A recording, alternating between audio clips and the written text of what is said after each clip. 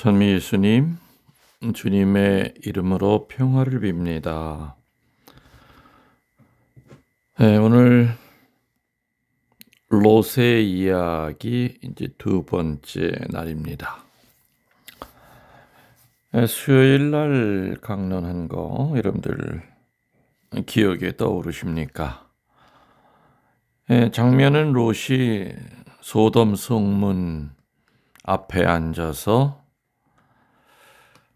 지나온 날들을 이렇게 회상하는 것으로 이야기가 전개가 됐지요. 특별히 아브라함과 관련된 여러 가지 이야기들 아마 쭉 설명을 했을 겁니다.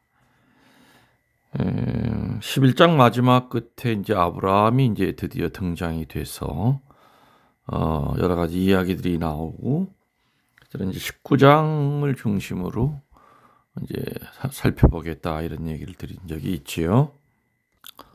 롯은 성문 앞에 앉아 이런저런 생각을 하다가 다시 하늘을 쳐다봅니다. 어쩌면 저렇게 노랗고 불길한 하늘일까? 그 노랗고 불길한 하늘이 자꾸 신경이 쓰였던 겁니다. 그럼 무척 긴 황혼이다. 롯이 바라보는 하늘의 황색은 점점점 짙어져 가고 있었습니다. 롯은 하늘을 쳐다보면서 몹시 불안한데, 웬일인지 거리를 가는 사람들은 한 사람도 불쾌한 하늘을 알아차리는 사람이 없었습니다. 지나가는 사람 모두의 얼굴이 전부 다 황색 노을에 노랗게 물들면서 누구 하나 하늘색을 알아채지를 못합니다. 이 무슨 징조가 보이나 보다. 이러한 징조를 나만이 아는 것일지 모른다. 롯은 다소 득이양양하면서 사람들을 둘러봤습니다. 롯도 요즘은 아브라함에게 배워서 꽤 신앙생활을 하려고 애쓰고 있었죠.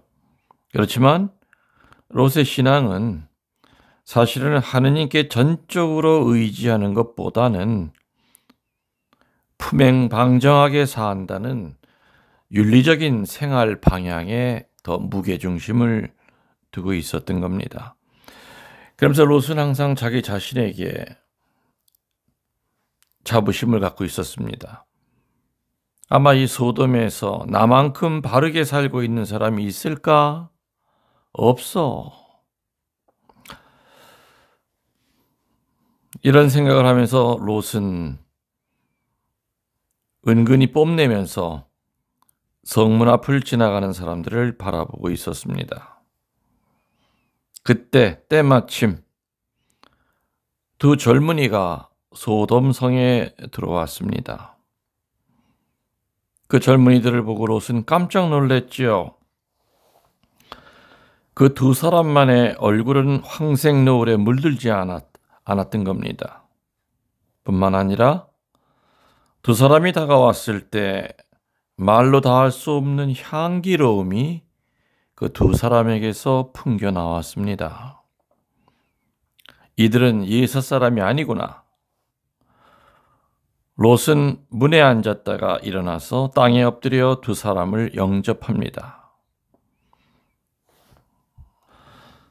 손님네들, 누추하지만 제 집에 들러 발을 씻으시고 하룻밤 편히 쉬신 다음 아침 일찍이 길을 떠나시는 것이 어떻겠습니까?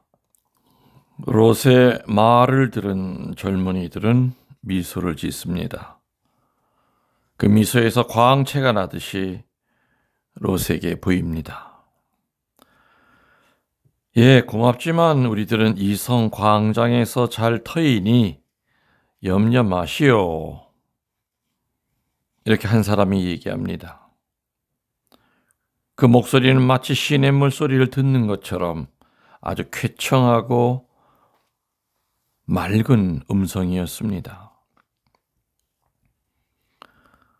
롯은 그때 비로소 자세히 그들을 쳐다봅니다. 그 두 사람의 얼굴은 이 세상에도 이렇게 빛나는 얼굴이 있을까 할 정도로 빛이 나는 얼굴이었죠. 그리고 숭고한 얼굴이었습니다. 광장에서 쉬신다고요? 말이 안 됩니다. 천만의 말씀입니다. 당신들은 이 성이 어떤 성인지 알지 못하시는군요. 이것이 얼마나 악한 것인가에 대해서는 차마 입에 올리기가 어렵겠습니다. 고집 피우지 마시고 우리 집으로 오십시오. 롯은 간청하여 두 사람을 집으로 모십니다. 롯에게는 약혼자가 있는 딸이 둘이 있었습니다. 언니는 아주 세련된 모습이고 동생은 아주 청순형의 모습이었죠. 롯의 가족들과 그 두 젊은이가 잠자리에 들기 전에 밖에서 아주 시끄러운 소리가 났습니다. 밖을 보니 늙은이 젊은이 할 것 없이 온통 몰려와서 롯의 집을 둘러싸고 있었습니다. 그리고 롯에게 소리를 칩니다. 오늘 밤 네 집에 든 자들이 어디 있느냐? 그 자들하고 재미를 좀 보게 끌어내어라. 재미를 보겠다는 말 뜻은 능욕을 할 것이다라는 그 뜻일 겁니다. 맑고 수려하게 생긴 젊은이들이 롯의 집에 머물고 있다는 말은 곧 성 안의 소문이 아주 빠르게 났음이 분명한 것이었죠. 이 소문을 듣고 사람들은 아마 롯이 그 젊은이들에게 딸을 맡길 것이라고 이렇게 생각을 합니다. 소돔은 남세계 성입니다. 소돔 사람들은 정욕에 불타면서 롯의 집을 습격한 겁니다.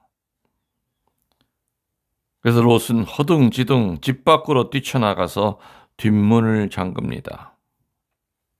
그리고 그들에게 소리칩니다.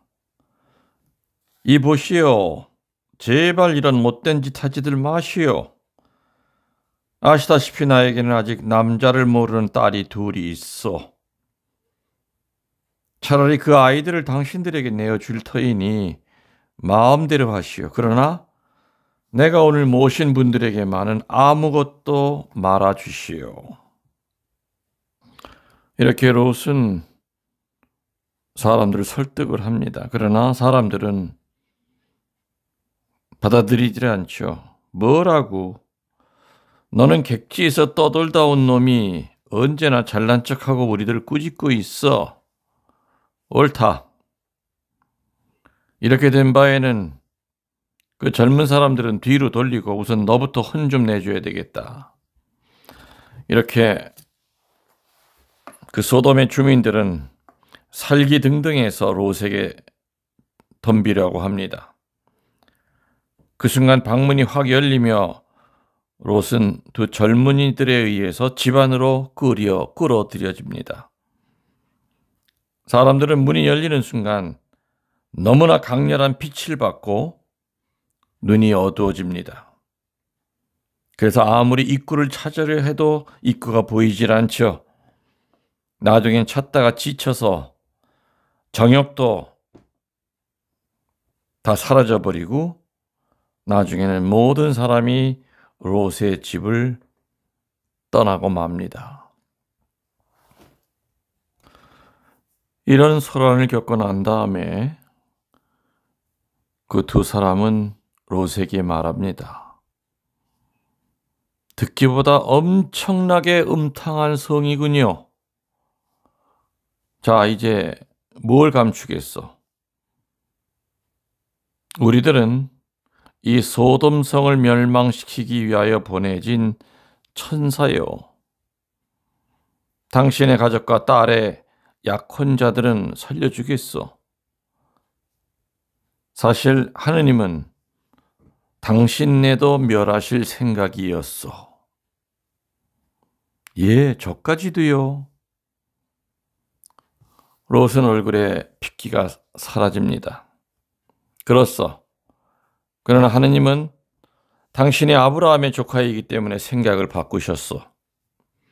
마침 또 당신은 그들 앞에 서서 우리들을 지키려고 애써 주지 않았소? 그 일도 하느님의 마음에 드신 것 같소. 자, 서둘러서 딸의 약혼 자들에게 알리시오. 이 성은 내일 꼭 망할 것이요. 롯은 그 천사들의 말을 듣고 크게 두려워하면서 딸들의 약혼자들에게 달려갑니다. 우선 큰딸의 약혼자의 집에 가서 큰일 났네, 큰일 났어. 내일 이 성이 멸망한다네. 자, 어서 서둘러. 내일 새벽에 빨리 이 성에서 도망쳐야 되겠네. 우리들과 함께 도망치세. 그러나 사윗감은 들은 척도 안 합니다. 뭐라고요? 이 소돔이 내일 멸망한다고요. 장인 어른 농담도 지나치십니다. 아닐세. 내일 꼭 망해. 농담이 아니야. 네, 알겠습니다. 소돔이 망하면 나도 함께 망하겠지요. 아침 일찍 도망치다니 나 같은 잠보에겐 죽음보다 더 고통스러운 일입니다. 그냥 망할 때 저도 같이 망하겠습니다. 이 사람이 이게 무슨 소리야? 지금 우리 집에는 두 사람의 천사가 와 있어. 예, 천사? 키득키득 웃습니다. 그리고 속으로 생각하죠. 우리 장인들 예분이 머리가 이상해졌나 보다. 예, 알았으니 빨리 돌아가 쉬세요. 저도 도망치기로 준비하겠습니다. 이렇게 적당하게 말하면서 롯을 쫓아냅니다. 작은 딸의 약혼자도 역시 마찬가지였습니다. 마치 노아의 방주를 비웃던 사람들과 어쩌면 그렇게 흡사하게 반응하는지요. 아마 이런 모습은 또한 우리들의 모습이기도 할 겁니다. 양심을 통해서, 말씀을 통해서, 사건을 통해서 우리들에게 그 죄로부터 떠나라고 수도 없이 수백 번, 수천 번 경고를 했어도 우리들은 이 롯의 사위들처럼 아마 코웃음만 치고 떠나지 않은 적은 없었던가 생각해 봐야 될 겁니다. 주님께서 우리를 구해 주시려 할 때마다 됐어요. 구해 주시지 않아도 괜찮습니다. 나는 내 길 내가 알아서 살 겁니다. 참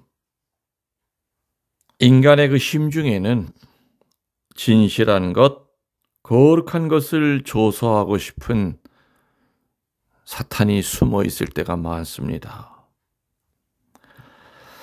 아무튼 이렇게 사위들을 데리고 나가려고 했던 롯의 설득은 수포로 돌아가고 맙니다. 그러 다음 날 아침에 날이 밝자 천사들은 말합니다. 자, 서둘러서 이 성을 나갑시다. 그러나 두 딸들은 멈추었죠. 왜? 약혼자를 두고 성을 떠나기가 괴로웠던 겁니다. 롯의 아내는 온몸에 장신구를 붙였습니다. 치렁치렁 금은 보화를 걸치고 따라 났습니다. 그러나 너무나 많은 그 짐을 양손에 들 수가 없었죠. 욕심 때문에 많은 짐을 쌌지만 결국에는 그 두 짐을 포기합니다. 우리들이 악에서 도망쳐 나오기 위하여는 빈손으로 하느님 손에 매달려야만 한다는 얘기입니다. 자, 성 밖으로 나왔을 때 천사가 말합니다. 자, 이제는 자기들이 자기의 생명을 구하리라. 그리고 뒤를 돌아보아서는 안 된다. 빨리 이 들에서 도망쳐서 산으로 가야만 한다. 롯은 어리둥절해서 천사들을 바라봅니다. 구름 한 쪽 없는 저 푸른 하늘이 천사와 롯들 위에 있었지요. 저렇게 푸른 하늘에서 뭐가 떨어진다고 의심을 합니다. 산까지 도망치라고요. 롯은 가야 할 산을 바라봅니다. 너무 멀다. 저렇게 먼 산까지 어떻게 가나. 저 산까지 가야만 그 멸망의 그 영향으로부터 피할 수 있다는 얘기인가? 천사들이 롯과 가족들을 구원하기 위하여 산까지 가자고 했을 때 롯은 두 다리는 마지못해 끌려가고 있지만 속으로는 저항을 많이 합니다. 난 어쩌냐게 잠 한 잠도 못 잤어. 저 산까지 도망칠 체력이 없단 말이지. 이렇게 투덜을 댑니다. 롯은 자기에게 지금 얼마나 큰 은총이 부어지고 있는지 그 사실을 잊어버리고 있었던 겁니다. 살다 보면 주님은 우리들이 가야 할 목적지를 제시할 때가 있습니다. 저기까지 가라고요. 저 갈 힘 없어요.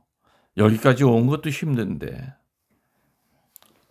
투덜댑니다. 안 가려고 합니다. 그 목적지까지 도달하는 걸 자기 힘으로 도달하려고 애쓰죠. 자기에게 얼마나 큰 은총이 지금 현재 주어지고 있는지 우리들은 참 잘 까먹습니다. 이제 얼마 있다가 자기와 한 성에 살았던 모든 사람들이 멸망하려는 순간이다. 근데 그 중에서도 자기 가족만이 멸망해서 도망칠 수 있었다는 이 은사의 절대성을 롯은 잊어버리고 있었던 겁니다. 그 수많은 사람들 가운데서 우리 가족들을 하느님이 살리셨다고 하는 이 엄청난 은혜로움을 잊어버리고 천사들이 가자고 하는 것, 목적지까지도 가기 싫어서 투덜거립니다. 롯에게는 가야 할 산이 멀다는 불만뿐이었습니다. 멀건 가깝건 감사하면서 힘껏 명령을 따라야만 했습니다. 롯은. 그리고 뭐라 그럽니까? 하느님의 사자들이여, 저 산까지 너무 무리입니다. 바로 저기 보이는 저 성을 보셔서 저 성이라면 도망치기에 알맞은 거리가 아닙니까? 그리고 저렇게 작은 성이 아닙니까? 저 성 사람들의 죄는 소돔이나 고모라 사람들과는 분명히 다를 겁니다. 저렇게 작은 성은 멸하지 않아도 되지 않겠습니까? 부탁입니다. 저 성에 머물게 해 주십시오. 저는 산까지 달아날 기력은 없습니다. 그러나 아주 가까운 성, 저 성까지는 제가 갈 수 있습니다. 기력이 다 소진되어 있습니다. 이 롯의 제멋대로의 이 핑계는 우리들만의 나날의 생활 상태와도 어쩌면 그렇게 닮았는지 모릅니다. 죽음에서 살아났다고 하는 기쁨, 감사하는 마음이 롯에게는 없었던 것처럼 보입니다. 불평, 불만이 늘어납니다. 바로 이러한 롯의 모습이 바로 우리들의 모습일 겁니다.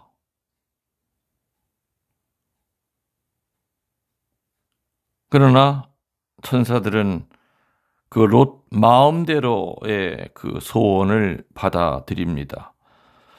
그래, 네 소원을 받아들이고 네가 말하는 그 성은 멸하지 않겠다. 그러니 빨리 도망치거라. 그래서 롯은 소알성으로 달립니다. 소알성, 작다는 의미죠.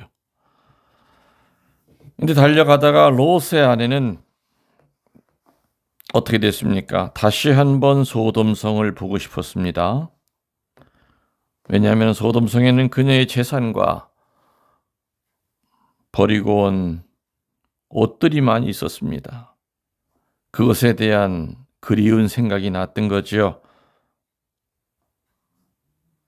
저 멀리서 소돔 쪽에서 둔한 진동이 발에 전해옵니다. 딱 한 번만이다. 딱 한 번만 뒤를 돌아다본들 어떠랴? 롯의 아내는 그렇게 생각했던 거지요. 절대로 돌아봐서는 안 된다고 한 천사의 분부를 잊은 것은 아니었습니다. 그러나 인간은 아무리 중대한 충고를 해도 액면 그대로 받아들이려고 하지 않습니다. 감하기도 하고 과장하기도 합니다. 그래, 그렇게 말했지만 서도 그럼 어때? 단 한 번만인데. 그래, 조금만. 뭐 이런 식으로 우리들은 언제나 이렇게 핑계를 댑니다. 성서에 있는 하나님의 말씀을 정면으로 받아들이는 진지함이 없이 가볍게 취급을 합니다. 결국에 롯의 아내는 마음으로부터 순종함이 아니었습니다. 어떻게 해서든 자기에게, 자기 욕망에게 따르고 싶은 것이었지요. 롯의 아내도 소돔의 거리, 흉한 꼴이 가득 찬 거리, 자기 재산이 있는 거리를 보고 싶은 생각 쪽이 순명 쪽보다 훨씬 더 강했던 겁니다. 그래서 돌아보았을 때 갑자기 롯의 아내는 소금 기둥으로 변하고 맙니다. 기가 막힌 거죠. 인생은 이 단 한 번의 파괴가 갑자기 전혀 다른 세계로 전락시키고 마는 일이 종종 있다는 겁니다. 그 단 한 번의 실수, 그 단 한 번의 불순명이 우리를 어둠으로 떨어뜨리게 하는 경우가 많이 있다는 얘기입니다. 남편과 자식들을 둔 어떤 자매가 있었습니다. 그 자매는 호기심이 하나 있었는데 아주 어두운 호기심이었죠. 그 어두운 호기심의 내용은 뭐냐? 남편 외의 남성과 한번 자보고 싶다는 그러한 호기심이었습니다. 농담같이 들렸지만 그러나 그녀는 그 단 한 번을 결국 체험합니다. 그럼 그 후에 그녀가 행복했을까요? 그 후에 그녀의 생활은 언덕을 굴러떨어지는 돌처럼 전락합니다. 지금 그녀는 남편도 자식도 없이 거칠고 외로운 생활을 혼자 하고 있습니다. 그녀는 예전에 그가 아닌 이상한 모습으로 변하고 말았습니다. 그래서 죄는 한 번만, 두 번만의 그 횟수의 문제가 아니지요. 횟수가 적다고 괜찮은 것도 아닙니다. 죄는 우리들의 하느님에 대한 본연의 자세가 문제인 것이지요. 삶의 자세라고 말하여도 틀린 말은 아닐 겁니다. 아무튼 롯의 아내는 한 번만이라고 하는 그 생각이 그를 소금 기둥으로 만들어 버립니다. 교회 여러분들 이제 그 사시면서 그 단 한 번만이라고 하는 그 유혹에 넘어가서 소금 기둥이 되어 이러지도 못하고 저러지도 못하고 캄캄한 밤중에 사막 한가운데 서 있는 절대적인 그 외로움에 처해 보신 적 없었습니까? 그 죄의식에 짓눌려 죽을 뻔한 적 없었습니까? 오늘 강의는 여기까지 하기로 하고요. 댓글에 질문을 하신 분이 계신데 두 가지를 질문했습니다. 거기에 대한 답을 간단히 드리겠습니다. 첫 번째 질문은 창세기 12장 10절에 보면은 아브라함이 에집트에 들어가서 자기 아내를 누이라고 하면서 에집트 왕에게 넘깁니다. 근데 그 비슷한 얘기가 20장에 보면은 그랄 왕 아비멜렉에게 또 누이라고 얘기를 합니다. 그래서 그 질문이 그거였죠. 같은 사람이냐 이 왕이. 12절에 나온 에집트 왕은 바로 왕이었고요. 그 20절에 나오는 왕은 그랄입니다. 그랄이라고 하는 그 영토를 다스리고 있는 아비멜렉이기 때문에 다른 왕이죠. 혼돈이 될 수 있는 것은 아브라함이 두 번이나 자기 아내를 누이라고 속여서 왕에게 보냈던 건가? 성서상으로는 분명히 그렇게 나옵니다. 그리고 시간적으로 볼 때도 분명히 그렇게 나옵니다. 근데 20절에 나오는 내용을 보면은 아비멜렉이 이제 따지고 들지요. 왜 당신 마누라를 왜 누이라고 속였느냐 하니까 20장 12절에 보면은 사라는 정말 내 누이이기도 합니다. 같은 아버지의 피를 받은 누이입니다. 어머니가 달라서 내 아내가 된 것입니다. 이렇게 얘기합니다. 결국에는 아버지는 같고 엄마가 다른 동생이니까 뭐죠? 이복 동생입니다. 이복 여동생을 이제 아내로 취한 겁니다. 그때 당시에는 글쎄 그게 하여튼 뭐 가능한 것 같습니다. 지금 용어로 따지면 이제 근친 상가는 아니고 근친 교배라고 그러죠. 근친 교배입니다. 하여튼 아버지 피를 같이 받은 사람끼리 결혼을 해서 또 아이를 낳은 것이다. 아무튼 좀 복잡해집니다. 소돔과 고모라 이제 마지막 이제 롯의 이야기 마지막 다음 주 수요일 날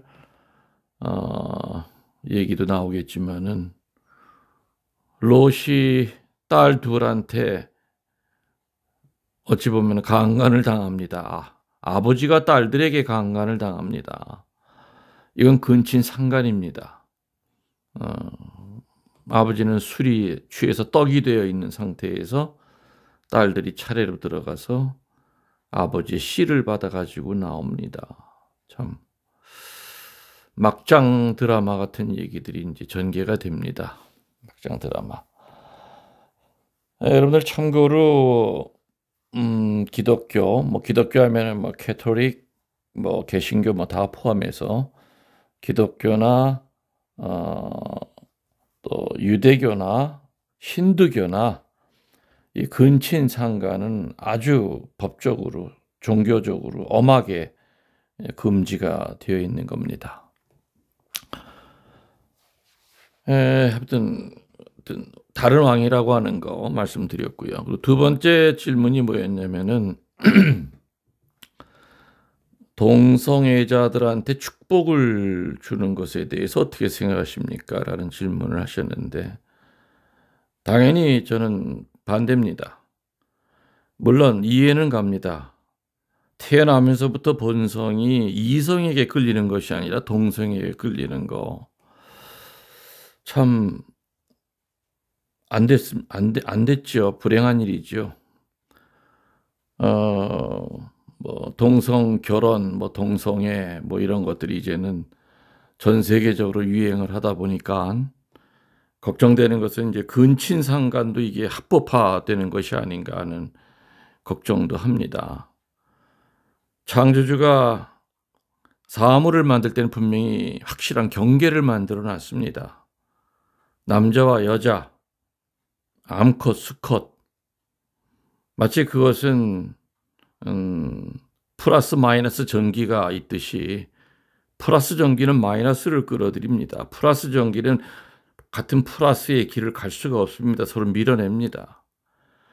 분명히 사물을 만들 때 그 사물이 서로 혼돈스럽게 살지 않도록 경계를 확실히 지어줬지만은 지금 시대는 그야말로 소돔과 고모라처럼 동성애가 판을 치고 있고 또 아무튼 제 개인적인 생각으로는 이성에게 끌리는 것보다 동성에게 끌리는 것 때문에 괴로워하면서 정체성의 문제 때문에 힘들어하는 것 자체는 전 이해를 합니다. 얼마나 힘이 들까? 본인의 생각과는 다르게. 그렇지만은 성서 어디에도 사제들이 동성애에 대하여 축복을 주는 얘기는 단 한 군데도 없습니다. 그래서 여러분들 그렇게 질문하신 분 충분한 답은 되지 않았을 거라고 생각이 되지만은 시간상 그렇게 짧게 얘기를 드리겠습니다. 여러분들 영혼의 영혼을 더하여 사랑합니다. 전능하신 천주 성부와 성자와 성령께서는 이 말씀 듣는 모든 이들에게 강복하소서. 아멘.